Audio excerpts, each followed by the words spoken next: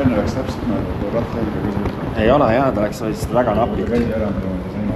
Okei. Oppa.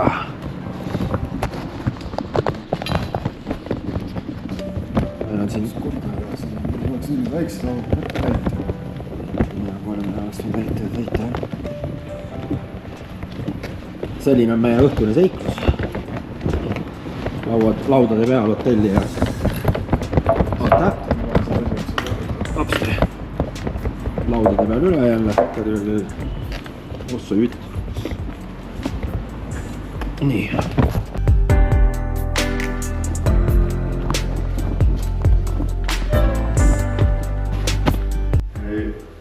Coming to eat 6:30 is it possible someone else will bring the food down?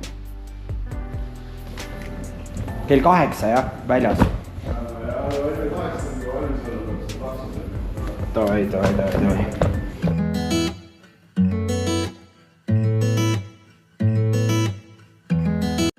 Teenindus on nii äge. Anti kingitust kaasas ja naisterahvas tuleb, viib meile kotid ära ja... Et väga fine. Anti kingituseks siis hotellist mälestuseks meile. Läksin Kadalippu oli iga päev sõita tooliga läbi, aga noh, pole hullu. Saime hakkama. Nüüd siis edasi Liimasse. Sellised teid me siin ületame toolidega. Tema toolid jala. Vahel on kitsas ala.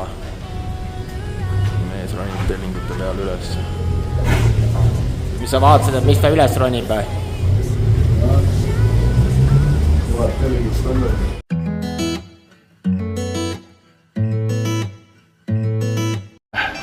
Uberi lõpuks. Päris juttu jah, kohe tuli põhimõtteliselt. Meid käest küsiti 3 korda ennem rohkem raha. Tool on ilusti siin taga, terves tükis suur auto veel takkavatse. Et eks ta üks väga kallis linn on, Rait ostis siin 10 euroga sokolaadi ja Vanni Rait jah. No see turismiala on kindlasti päris kallis. Välja lähed on ilmselt odava. Kahtlen, et kohalikult 10 euroga sokolaadi ostavad. Sügavalt. Ei no isegi selles söögid olid isegi niimoodi, et täitsa keskpunktist on paarsada meetrit kõrvale juba. Sellest juba 5,5 kukub saine. Kukkus poole võrra. Aga no üldiselt ikkagi väga kallis linn. Ja kui siin kõik on ilus, läheb kõik ilus, siis kõrval on kõik ikka prügimägi. Siin on vähemalt kõik ilusti üles ehitatud. Jätkas. Jah, saab varsti sooja, jah. Mu jope on terve veel, jah? Mul on Raidi jope, mul on endal jopet kaasaski üldse, ma arvasin, et me ei lähe niisugusesse kohta, kus peab jopet vaja. Ma mõtlesin, et siin ka pole, mis siis, et öösse on 8 kraadi, aga lihtsalt see vihne niiskus tekitab selle olukorra. Jope ikkagi hommikuti, noh päeval pole vaja, on ju. Päeval on soe. Isegi Machu Picchul mul käsi on kõik ära põlenud paistes kaamera hoidmisest, kujutate ette. Päris räige. Paistes ja põlenud. Otsaisine ka ju läbi. Otsaisine on ka ära põlenud, Rait. See ka valutus ju läbi. Päris räige, jah.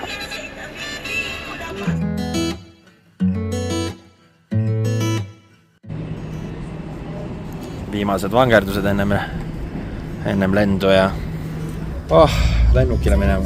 Saab sooja, juba praegu läheb siin ka väljas soojaks. Seal on vähemalt päike ja asi ja... Täna on päris ilus ilm ka, eile hommikul sadas juba. Jaa, täna on äge, jah. Näitas veel ootamist ja saamegi hakata Liima poole lendama. Rait ajab mu toolipadja asja selles suhtes, et see läks meil ära ja seda me tagasi ei saa. Võttis mu passi ja läks sinna, et saab mingi dokumendi. Et see siis tasustatakse tagasi. Kindlustuse poolt. Ei räägi ühtegi sõna siia. Korralik segadus on meil siin. Aga ei ole hullu, kui me hakkama saame. Kohvrite eest pidin peale maksma. Okei, tuleb küsima, me isegi ei tea, kus me minema peame. Me peame võib-olla lennukile hiljaks ka. Küsiti check-in'i eest raha juurde. Eks me nüüd näeme, kuidas me lennukile üldse saame. Pole isegi pandud veel toolile märget, küsime peale, et miks seda silti pole peale pandud. Sest seal pannakse edasi. Kusjuures Peruu siseturism tundub päris hea olevat, sellepärast et kõik, kes me lehmadega lähevad, on ikka, ma ei tea, 95% on kindlasti kõik kohalik rahvas. Et siseturism lokkab siin väga hästi.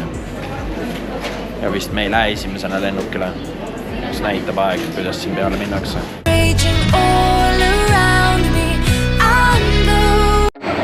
Nüüd siis maandusime Limas. Võtame kohe oma kohvrid ära. Segadus ongi ikkagi teise koha peal, pole välja pandud kirja, kus kohas tulevad meil asjad ja siin nagu ratastoolisaatjat ei ole üldse meil. Ei viidud peale, ei aidatud kaasa ega ka praegu nüüd siin maha, et me seikleme ise täiesti omipäi. Ei ole ära toonud veel. Ei ole hakanud jooksma meie pagasel? Ei ole jah, alles ta ei ole kalli numbrit veel. Okei. Meie kotid olidki kõige viimased siin.